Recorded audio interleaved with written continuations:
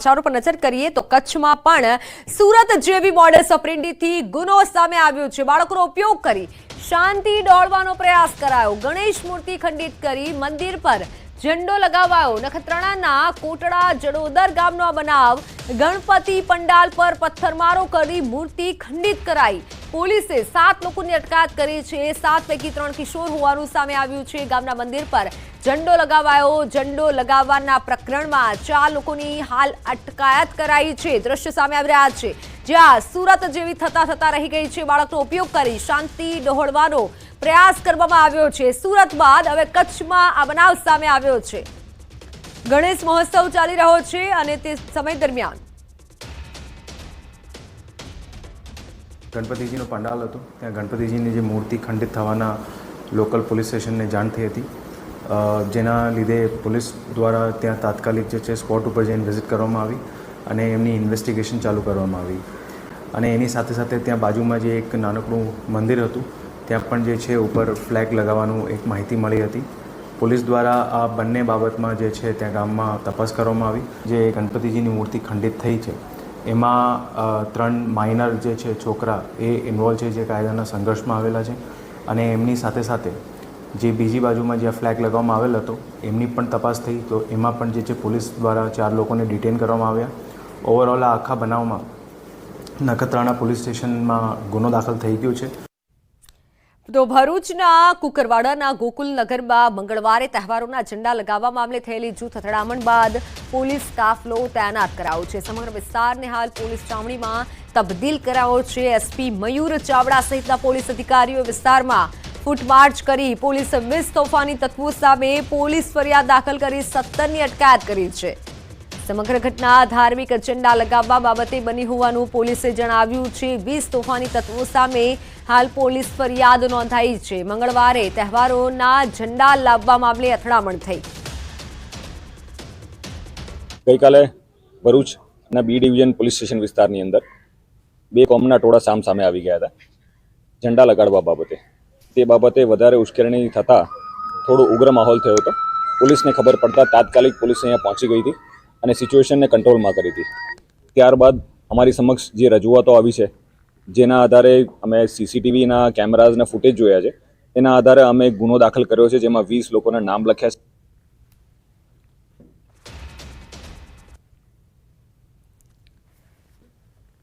તો ગણેશ મહોત્સવ ચાલી રહ્યો છે અને તે સમય દરમિયાન ઘણા અસામાજિક તત્વો કે જે શાંતિ ડહોળવાનો પ્રયાસ કરી રહ્યા છે, પરંતુ આ શાંતિના દુશ્મનોને પોલીસ પણ પાઠ ભણાવી રહી છે। એક તરફ કચ્છમાં મંદિર પર ઝંડા લગાવ્યા છે કચ્છની આજની આ ઘટના, તો બીજી તરફ ભરૂચમાં હાલ જે ઘટના સામે આવી છે તહેવારના ઝંડા લગાવતા બબાલ થઈ, પરંતુ એસપી દ્વારા કાર્યવાહી કરવામાં આવી છે। પોલીસ કાફલો ખડકી દેવાયો છે।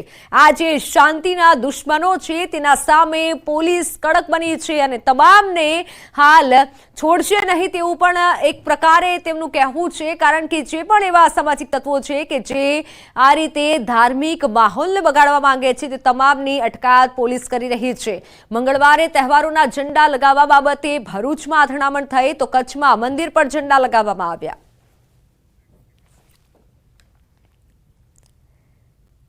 વાત સુરતની। સુરતના મોટા ગણેશ પંડાલોમાં પોલીસ રક્ષણની માંગ થઈ છે। સૈયદપુરામાં બનેલા બનાવ બાદ મંડળોમાં ભય ફેલાયો છે, તો શહેરના અન્ય ગણેશ મંડળોમાં પણ ચિંતા વ્યાપી છે। કાંકરીચાળાની દહેશતના પગલે પ્રોટેક્શન માંગવામાં આવ્યું છે। શહેરના કોટ વિસ્તારના મોટા આયોજકોએ સુરક્ષા સલામતી માટે પોલીસ બંદોબસ્તની માંગ કરી છે।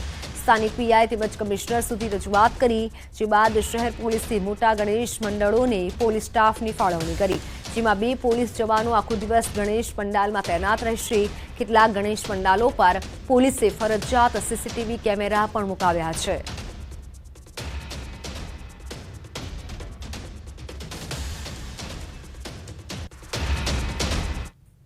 ભગવાન ગણેશનો ઉત્સવ ચાલી રહ્યો છે અને સુરતના રામપુરા વિસ્તાર એટલે કે લાલગેટ પોલીસ સ્ટેશન વિસ્તારમાં જે રીતે રવિવારે મોડી સાંજે કાકડીચારો કરવામાં આવ્યો હતો, ભગવાન ગણેશના મંડપ ઉપર પથ્થરમારો કરવામાં આવ્યો હતો, જેને લઈને વાતાવરણ તંગ બન્યું હતું। ગાડીઓમાં આગ ચંપી કરવામાં આવી હતી, ગાડીઓમાં તોડફોડ કરવામાં આવી હતી, જેને લઈને સુરતનો કોટ વિસ્તાર આમ તો આ સુરતનો મુખ્ય સુરત સિટી વિસ્તાર છે કે જ્યાં હિન્દુ અને મુસ્લિમ બંને કોમ્યુનિટીના લોકો રહે છે, ત્યારે ભગવાન ગણેશનો ઉત્સવ ચાલી રહ્યો છે અને કોઈ કાકડી ચારો ના થાય તેને લઈને તમામ નાનાથી મોટા આયોજકો દ્વારા પોલીસ બંદોબસ્ત માંગવામાં આવ્યો છે. જોકે જે પ્રકારની ઘટના બની છે તેના પડઘા જ્યારે સમગ્ર ગુજરાતમાં પડ્યા છે, ત્યારે આયોજકો દ્વારા સુરત પોલીસ કમિશનર અને જે તે પોલીસ સ્ટેશનના અધિકારીઓને બંદોબસ્તની માંગણી કરવામાં આવી છે અને તાત્કાલિક યુદ્ધના ધોરણે બંદોબસ્ત આપવામાં આવ્યો છે. 24 કલાક માટે 2 પોલીસ કર્મચારીઓને દરેક ગણપતિ મંડપ ઉપર તૈનાત કરવામાં આવ્યા છે, કારણ કે વિઘ્નહર્તા ભગવાન ગણેશનો જે ઉત્સવ ચાલી રહ્યો છે તેમાં ફરી કોઈ કાકડી ચારો ના થાય તેને લઈને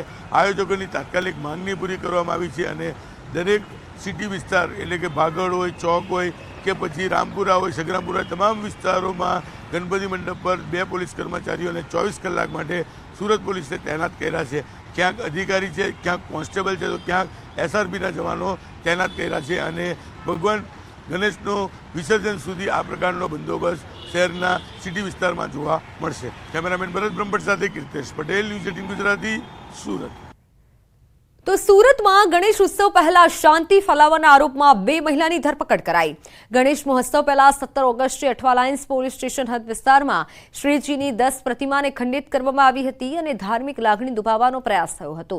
લઘુમતી સમાજની 2 મહિલાઓ 2 બાળકોને દુકાનમાં લાવી હતી અને બંને બાળકોએ પ્રતિમાને ખંડિત કરી હતી, જેના કારણે દુકાનદારને 60,000નું નુકસાન પણ થયું હતું. જે તે સમયે દુકાનદારે બાળકોથી થયેલી ભૂલ સમજી ફરિયાદ કરવાનું ટાળ્યું હતું. જોકે 8 સપ્ટેમ્બરે સૈયદપુરામાં પંડાલ પર પથ્થરમારાની ઘટના બની હતી, જેની ગંભીરતાને જોઈને રાહુલ ખલાસીએ ફરિયાદ નોંધાવી હતી. ત્યારે હવે આ મામલે પોલીસે 2 મહિલાની ધરપકડ પણ કરી છે. વલસાડ જિલ્લામાં ગણેશ મહોત્સવ સેવાકીય કાર્યોની સાથે હવે લોક જાગૃતિનું પણ માધ્યમ બની રહ્યા છે. વાપીના ગુંજન વિસ્તારમાં આવેલા ગણપતિ પંડાલમાં એક સરાહનીય પહેલ કરવામાં આવી. શંભુ સેનાના ગણપતિ મહોત્સવમાં મહિલા સુરક્ષાની વિશેષ થીમ પર લોક જાગૃતિ કાર્યક્રમ યોજાયો, જેમાં પોલીસ પણ સહભાગી થઈ. પોલીસ કર્મચારીઓએ ગણેશજીની પૂજા અર્ચના કરી. બાદમાં દર્શનાર્થે આવેલી મહિલાઓને સુરક્ષા અને જાગૃતિનો સંદેશ પણ આપ્યો. ગણેશ પંડાલમાં મહિલાઓની સુરક્ષા મુદ્દે દેશભરની સાથે કરવામાં આવી છે, જેમાં મહિલાઓને એ જાણ કરવામાં આવી છે કે તમારા ત્યાં કે તમને ઓફિસમાં, કોલેજમાં કે સ્કૂલમાં કોઈ જાતનું શોષણ થતું હોય કે તમારે આવતે જતે રસ્તા ઉપર કોઈ છેડતી કરતો હોય, તમને કોઈ તકલીફ આવતી હોય ને તમે તમારા ઘરમાં કે પરિવારવાળાને ના જણાવી શકો તો તમે સી ટીમને કોન્ટેક્ટ કરીને એમને જાણ કરી શકો છો. વરસાદ અને પૂરના કારણે લાખો રૂપિયાનું સરકારી અનાજ પલળ્યું છે. રાજ્યમાં પડેલા ભારે વરસાદ અને પૂરના પાણીથી સરકારને કરોડોનું નુકસાન થયું. સરકારે ટેકાના ભાવે ખરીદેલો ડાંગર પલળ્યો. વિરમગામમાં ભાડે રાખેલા ગોડાઉનમાં રાખેલી ડાંગર પલળ્યો. વિરમગામના 3 ગોડાઉનમાં ડાંગરનો મોટો જથ્થો પલળ્યો હોય તેવું સામે આવ્યું છે. 28 ઓગસ્ટના રોજ વરસેલા વરસાદના પાણી ગોડાઉનમાં ઘૂસ્યા હતા. લાખોની કિંમતનો સરકારી ડાંગર બગડ્યો હોવાનો રિપોર્ટ સામે આવ્યો. ડાંગર પલળી જતા હાલ તેને અન્ય સ્થળે ખસેડવાની પ્રક્રિયા શરૂ કરાઈ છે.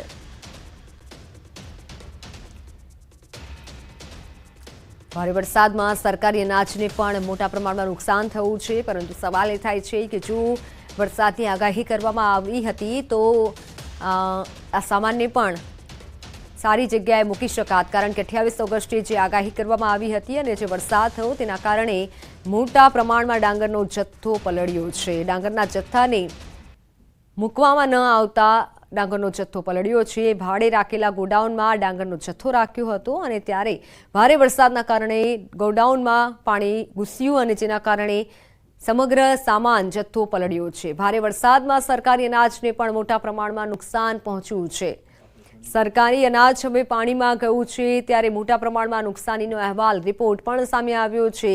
28 ઓગસ્ટે જે ભારે વરસાદ થયો, જેના કારણે સરકારી જથ્થાને પણ અનાજના જથ્થાને મોટા પ્રમાણમાં નુકસાન થયું છે. ભારે વરસાદમાં અનાજનો જથ્થો પલળ્યો છે. ભાડે રાખેલા ગોડાઉનમાં ડાંગર પલળી છે. ડાંગરને રાખવામાં આવી હતી ગોડાઉનમાં, પરંતુ પલળ્યો છે. સંવાદદાતા ગૌતમ જોડાઈ ચૂક્યા છે. ગૌતમ, આગાહી કરવામાં આવી હતી છતાં પણ તે જથ્થાને કોઈ એવી જગ્યાએ ન મૂકવામાં આવ્યો જેથી કરીને જથ્થો ન પલળે. હવે મોટા પ્રમાણમાં નુકસાન થયું.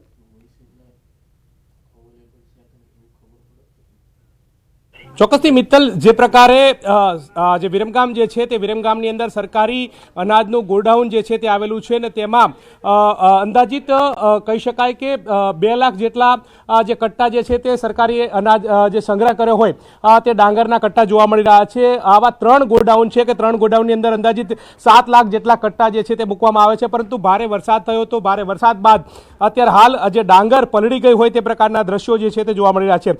ઠેર ઠેર આ પ્રકારના કટ્ટા જે છે તે ભરેલા ડાંગરના હતા. તેમાં નીચેની સતહમાં જે પાણી આવ્યું છે ને નીચેની સતહમાં રાખેલા તમામ જે કટ્ટા જે છે તેમાં પાણી ફરી વળવાના કારણે ડાંગર જે છે તે પલળી ગઈ છે, બગડી ગઈ છે અને કોથળા જે ડાંગર રાખેલા છે તે પણ સડી ગયા હોય તે પ્રકારના દ્રશ્યો જે છે તે જોવા મળી રહ્યા છે. આ એ જ વસ્તુ દર્શાવે છે કે વરસાદ થયો હતો, વરસાદને લઈ અને અનેક સ્થળોએ જે તારાજી સર્જી હતી ને તેમાં સરકારી અનાજ પણ બગડી ગયું હોવાની બાબતો સામે આવી રહી છે. મહત્વનું એ પણ છે કે આ પ્રકારના ગોડાઉન છે કે જ્યાં સરકારી અનાજ જે છે તે સંગ્રહ કરવામાં આવતો હતો તે ગોડાઉનમાં આ પ્રકારની સ્થિતિનું નિર્માણ થયું છે. મહત્વનું છે કે વરસાદ આવતો હોય છે ત્યારે અગમચેતી રાખવામાં આવતી હોય છે, તકેદારી રાખવામાં આવતી હોય છે. પરંતુ પરિસ્થિતિ તમારી સામે જ છે કે અગમચેતી રાખી હોય કે ન રાખી હોય, પરંતુ સરકારી અનાજ બગડી ગયું છે તે વાત ચોક્કસ છે. લાખો રૂપિયાનું અનાજ જે છે તે બગડી ગયા હોવાને સમાચાર જે છે તે પ્રાપ્ત થઈ રહ્યા છે. તંત્ર પણ હવે અત્યારે હાલ આ પ્રકારે જે અનાજ બગડી ગયા બાદ હવે જે અનાજ જે બચ્યું છે તેને સુરક્ષિત સ્થળે ખસેડવાની કામગીરી જે છે તે કરવામાં આવી રહી છે. જે મિત્તલ સાફ દર્શાવે છે કે કેટલો જથ્થો છે અને કેટલા જથ્થાની અંદરથી અનાજ બગડી ગયું હોવાની બાબતો જે છે તે દર્શાવી રહી છે.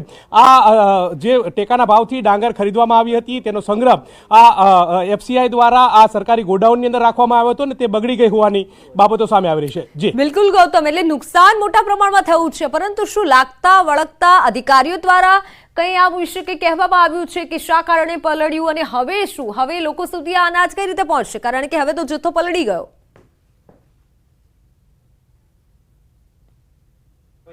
મિત્તલ, ચોક્કસથી કહી શકાય કે આ એક ગોડાઉન નહીં પરંતુ આવા 3 ગોડાઉન આવેલા છે. 3 ગોડાઉનની અંદર પ્રત્યેક ગોડાઉનની અંદર 2 લાખ સવા 2 લાખ કટ્ટા જે છે તેની અંદર અનાજનો સંગ્રહ કરવામાં આવ્યો હતો અને ત્યાં આ પ્રકારના જથ્થાને જે સાચવવામાં આવ્યો હતો. ભારે વરસાદ થયો, ભારે વરસાદ બાદ ઠેર ઠેર પાણી ભરાયા હતા અને તે પાણી જે છે તે પણ આ ગોડાઉનની અંદર ઘૂસી ચૂક્યા છે અને તેના કારણે આ જથ્થો પલળી ગયો હોવાની બાબતો સામે આવી રહી છે. મહત્વનું એ છે કે તંત્રએ દરકરાર રાખવી જોઈએ, તંત્રએ તકેદારી રાખવી જોઈએ, પરંતુ તકેદારી નથી રાખી તેના કારણે આ જથ્થાનું નુકસાન થયું હોવાની બાબતો સામે આવી રહી છે.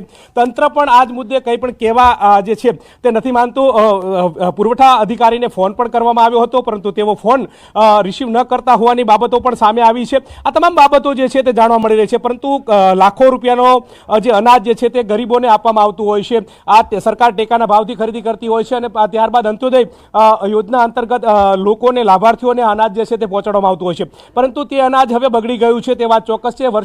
એક વર્ષ પહેલા જ આ પ્રકારના ડાંગરની ખરીદી ટેકાના ભાવથી ખરીદી કરવામાં આવી હતી અને તે ખરીદી કર્યા બાદ જે છે તેનો સંગ્રહ કરવામાં આવ્યો હતો, પરંતુ પલળી ગઈ છે અને તેના કારણે લાખો રૂપિયાનું નુકસાન થયું હોવાના સમાચાર મળી રહ્યા છે. ને આ એક નહીં પરંતુ આવા 3 ગોડાઉનની અંદર આ પ્રકારની સ્થિતિ છે ને અત્યારે હાલ આ જે ગોડાઉન જે છે તેમાંથી સામાન ખાલી કરવાની તજવીજ હાથ ધરવામાં આવી છે. બિલકુલ ગૌતમ, આભાર માહિતી બદલ. તો આ અમે અહેવાલ જે બતાવ્યો તે તમામ અધિકારીઓ માટે છે કે કારણ કે જથ્થો મોટા પ્રમાણમાં પલળી ગયો છે. દારૂની ક્વોલિટી કેસને લઈને નવો પરિપત્ર. દેશી દારૂમાં 1 લાખનો મુદ્દામાલ ગણાશે ક્વોલિટી. વિદેશી દારૂમાં 2.5 લાખની કિંમતનો ક્વોલિટી કેસ ગણાશે. દારૂબંધીને કડક અમલ માટે પરિપત્ર લવાયો છે. ઉદાસીન અધિકારીઓનો પણ પરિપત્રમાં ઉલ્લેખ કરવામાં આવ્યો છે. ઓનલાઈન પર સંવાદદાતા નવીન ઝા જોડાઈ ચૂક્યા છે. નવીન, પરિપત્રમાં કઈ કઈ બાબતનો ઉલ્લેખ છે? જે રીતે પહેલા જે દારૂનો કેસ થતો હતો તેના મુદ્દા ઓછી હતી અને હવે જે છે તે 2.5 લાખ સુધીની જો વિદેશી દારૂ અને 1 લાખ સુધી દેશી દારૂ જે પકડાશે એ ક્વોલિટી કેસ ગણાશે. એને 2 વસ્તુ તરીકે જોઈ શકાય. એક તો જે બહારની એજન્સીઓ કેસ કરતી હતી અને જેમાં અધિકારીઓ અને કર્મચારીઓ સસ્પેન્ડ થતા હતા તે પણ તેમાં બ્રેક લાગશે. સાથોસાથ જે ઉદાસીન અધિકારીઓ છે જે નાના નાના કેસ કરીને જે સ્થાનિક પોલીસ છે તે સંતોષ માનતી હતી, ત્યારે હવે તેમની માટે પણ ચેલેન્જ છે કે તેમને હવે ક્વોલિટી કેસ કરવા માટે મોટો કેસ કરવો પડશે. દારૂનો 2.5 લાખનો વિદેશી દારૂ જથ્થો હોવો જોઈએ અને દેશી દારૂનો 1 લાખનો. એટલે કે બંને તરફે જોવા જઈએ તો દારૂના જે કડક અમલ માટેના એક આ પરિપત્ર નવો જાહેર થયો છે, જેમાં જે છે ઉદાસીન અધિકારીઓની પણ ઉલ્લેખ જે છે આની અંદર કરવામાં આવ્યું છે. જી બિલકુલ નવીન, આભાર માહિતી બદલ.